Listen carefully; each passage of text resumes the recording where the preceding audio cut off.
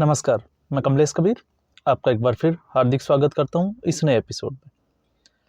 आज के इस एपिसोड में हम बात करेंगे राहुल गांधी की, कांग्रेस पार्टी की। कांग्रेस पार्टी की आज जो है वो हालांकि कुछ डिले जरूर हुआ है फॉग के कारण, लेकिन राहुल गांधी की यात्रा न्याय यात्रा शुरू होनी है। लेकिन न्याय यात्रा से पहले कांग्रेस पार्टी के लिए बहुत अच्छी खबर नहीं आई। और खबर क्या थी? खबर थी महाराष्ट्र से। दक्षिण मुंबई से 2 बार के सांसद रहे मिलिंद देवड़ा, आज उन्होंने कांग्रेस पार्टी की सदस्यता से इस्तीफा दे दिया। अब इसमें सबसे बड़ी बात यह है कि किसी एक व्यक्ति के इस्तीफा देने से क्या कांग्रेस पार्टी पे क्या फर्क पड़ेगा। तो सबसे पहले हम बात कर लेते हैं कि कांग्रेस पार्टी पे क्या फर्क पड़ने वाला है। मिलिंद देवड़ा, उनके जो पिताजी थे मुरलीधर देवड़ा, वो 7 बार सांसद रह चुके थे और आपको पता होगा कैबिनेट में मंत्री भी रहे हैं। और दक्षिण जो मुंबई है ये इनकी परंपरागत सीट रही है। तो ये एक कांग्रेस पार्टी के दिग्गज नेता थे और उन्होंने अपने इस्तीफे के साथ में एक और उन्होंने अपने ट्विटर पे जो ट्वीट किया वो था कि वो 55 साल से जो उनका रिश्ता जो कांग्रेस पार्टी के साथ चलता आ रहा था उससे अब वो त्यागपत्र दे रहे हैं, उसको छोड़ रहे हैं। तो अब आप अंदाजा लगा लीजिए कि कांग्रेस पार्टी में जो पुराने लीडर्स हैं या फिर जो यंगस्टर्स है, अब यंगस्टर्स की मैं बात ये कर रहा हूँ, राहुल गांधी की 2010 के बाद में एक युवा ब्रिगेड बनी थी, युवा नेता। और इसमें जो लिस्ट में अगर हम देखें तो राहुल गांधी के करीबी माने जाने वाले हेमंता बिस्वा शर्मा कांग्रेस पार्टी छोड़ के चले गए, जितिन प्रसाद कांग्रेस पार्टी उन्होंने छोड़ दी। इसके अलावा आप आ जाइए प्रियंका चतुर्वेदी, उन्होंने कांग्रेस पार्टी छोड़ दी, बाद में वो शिवसेना में चले गए। आप इसके अलावा आप देखिए ज्योतिरादित्य सिंधिया मध्य प्रदेश में, क्योंकि जहां भी राहुल गांधी जाते थे इन स्टेट में ये लोग जो है वो राहुल गांधी के लिए तैयार खड़े होते थे। और अब महाराष्ट्र से मिलिंद देवड़ा, तो ये जो है ये स्थिति कांग्रेस पार्टी की अभी बनी हुई है।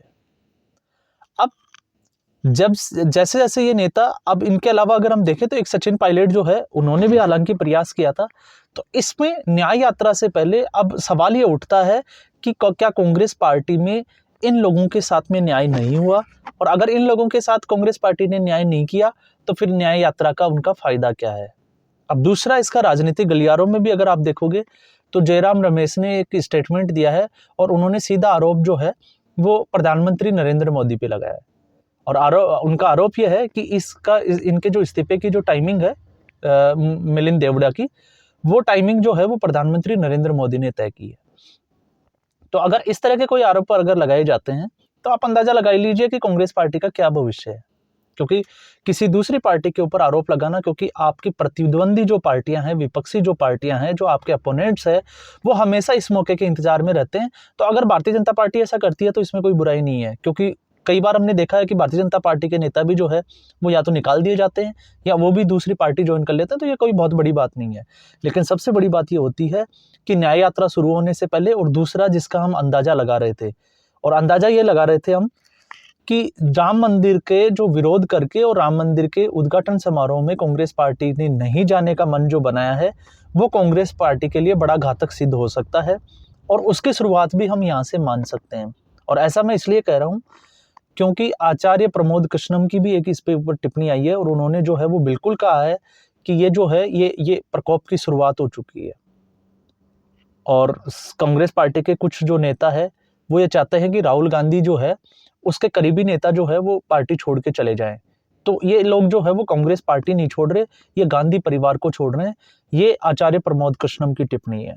और आचार्य प्रमोद कृष्णम इस वक्त जो है वो अयोध्या में गए हुए हैं कल से, और उनके ऐसे स्टेटमेंट जो है वो लगातार वो ये कहते जा रहे हैं कि कांग्रेस पार्टी ने ये जो डिसीजन लिया है राम मंदिर के उद्घाटन समारोह में नहीं आके, ये जो है ये बहुत गलत है और इसका खामियाजा जो है वो कांग्रेस पार्टी को भुगतना पड़ेगा। अब साथ में इनके जो शकुनी जिसको कहा जाता है मणिशंकर अय्यर भी जो है वो अब जंगे मैदान में कूद चुके हैं और सेल्फ गोल के लिए वो जाने जाते हैं। जब जब कांग्रेस पार्टी अच्छा कर रही होती है उस वक्त मणिशंकर अय्यर आके ऐसा कुछ स्टेटमेंट दे जाते हैं कि वो कांग्रेस पार्टी को बहुत कुछ पीछे ले जाते हैं, और आज भी उन्होंने ऐसा ही किया। आप स्टेटमेंट, इस पर मैं एक नए वीडियो में पूरा एक हम उसका विश्लेषण करेंगे कि कब कब मणिशंकर अय्यर ने क्या बोला और उससे कांग्रेस पार्टी का क्या हाल हुआ। तो ये जो है वो कांग्रेस पार्टी की अभी की स्थिति बनी हुई है। अब अगर हम मिलिंद देवड़ा की बात करें कि उन्होंने पार्टी क्यों छोड़ी है, तो सबसे बड़ी जो खबरें आ रही है वो ये आ रही है कि महाविकास आघाड़ी कांग्रेस पार्टी ने जब से शिवसेना उद्धव ठाकरे के साथ में गठबंधन किया था, तब से ही जो मिलिंद देवड़ा है वो नाराज चल रहे थे और वो लगातार जो है वो संजय राउत से अपनी नाराजगी जो है वो जाहिर भी कर चुके हैं, क्योंकि संजय राउत के जो बोल है वो आप पता ही होगा वो कैसे बोलते हैं। और इस बार जो है वो शिवसेना उद्धव ठाकरे ने उनकी जो सीट थी वहां से पहले ही दावेदारी जो है वो ठोक दी है। तो ऐसी स्थिति में मिलिंद देवड़ा के लिए जो है वो कांग्रेस पार्टी में रहना जो है वो सहज नहीं रहा और इसलिए उन्होंने सोचा कि अब कयास तो ये भी लगाए जा रहे हैं कि 1 महीने बाद में जो है वो राज्यसभा के जो है वो सीटों के लिए नॉमिनेशन होने वाला है महाराष्ट्र से। तो ऐसी स्थिति में शिंदे गुट के पास में जो है वो एक मिलिंद देवड़ा के पास में शिंदे गुट में जाना एक जिसको कहते हैं कि अच्छी चीज हो सकती है कि वो राज्यसभा में भेज दिया जाए, क्योंकि वहां पे भारतीय जनता पार्टी का साथ उनको मिलता हुआ दिखाई दे रहा है। तो इनडायरेक्टली अगर हम देखें तो जो ये शिंदे गुट में जा रहे हैं, तो इसका अंदाजा आप लगा सकते हैं कि इनडायरेक्टली जो है वो भारतीय जनता पार्टी में ही जा रहे हैं। तो अब एक तरफ जो है वो भारतीय जनता पार्टी जो कमर कस के जो है वो चुनावी मैदान में है, वो किसी भी मुद्दे को जो है वो भुनाने में कसर नहीं छोड़ रही है, और दूसरी तरफ है कांग्रेस पार्टी। तो कांग्रेस पार्टी को लोकसभा चुनाव से में भारतीय जनता पार्टी से लड़ने से पहले अपने ही कुछ नेताओं से जो है वो लड़ाई लड़नी होगी, और ये लड़ाई कहां तक जाएगी ये देखने वाली बात होगी, क्योंकि इनके जो बड़े अच्छे नेता थे, गुलाम नबी आजाद से आप किसी भी एक नेता की जो है वो आप लिस्ट उठा के देख लीजिए, जो अच्छे पदों पे अभी काबिज है, कोई मुख्यमंत्री बना हुआ है, कोई मंत्री पद पे है, और आप देखिएगा कि उनको जो है वो अपेक्षा का शिकार होना पड़ा है। और उपेक्षा किस पार्टी में? कांग्रेस पार्टी में। कांग्रेस पार्टी में उनके जो है वो काम को महत्व नहीं दिया गया, और उसी वजह से जो है उन्होंने पार्टी छोड़ी, और पार्टी छोड़ने के बाद में उन्होंने जो है वो भारतीय जनता पार्टी ज्वाइन की, और आज वो कहाँ पे है। ठीक इसका एक उदाहरण मैं आपको इस तरह से भी बता सकता हूँ कि जब सचिन पायलट की बात करें, तो सचिन पायलट 2018 में कांग्रेस पार्टी के प्रदेशाध्यक्ष थे राजस्थान में, और राजस्थान में उन्होंने प्रचंड बहुमत के साथ में कांग्रेस पार्टी की सरकार बनाई। कांग्रेस पार्टी जीती, वसुंधरा राजे की सरकार को डिफीट किया, लेकिन अंदाजा ये लगाया जा रहा था कि कांग्रेस पार्टी जो है वो सचिन पायलट को मुख्यमंत्री बनाएगी। ऐसा हुआ नहीं।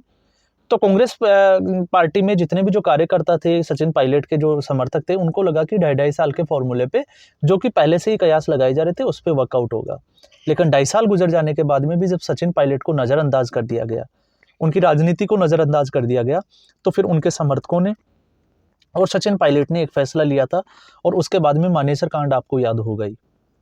फिर भी उसके बाद में जो है वो सचिन पायलट ने कांग्रेस नहीं छोड़ी, और आलाकमान ने जो है वो सचिन पायलट का साथ दिया नहीं दिया, अब हम उसमें नहीं जाएंगे, क्योंकि हाईकमान ने जो है वो कांग्रेस पार्टी का अध्यक्ष बनाने के लिए अशोक गहलोत को अप्रोच किया, लेकिन अशोक गहलोत ने उसके लिए हामी नहीं भरी, और उन्होंने एक स्टेटमेंट भी दिया था कि मुख्यमंत्री जो पद की जो कुर्सी है वो उनको छोड़ नहीं रही है।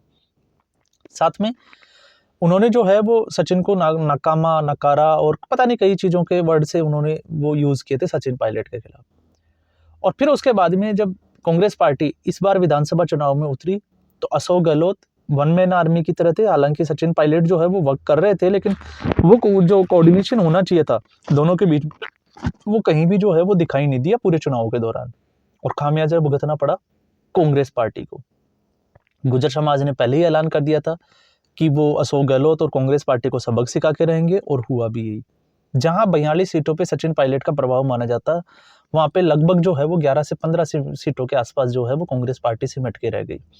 तो इससे आप अंदाजा लगा सकते हो कि कांग्रेस पार्टी जो अपने ही पैरों पे कुल्हाड़ी जो है वो मारती ही जा रही है।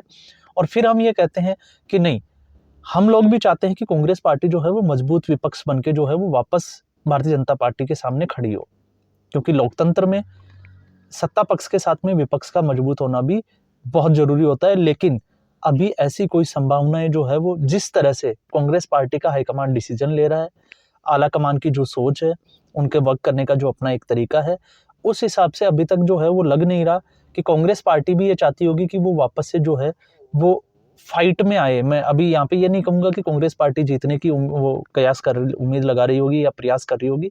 हम सिर्फ इतना कह सकते हैं कि कांग्रेस पार्टी कहीं फाइट में भी आ जाए, अभी ऐसा कुछ होता हुआ नजर नहीं आ रहा।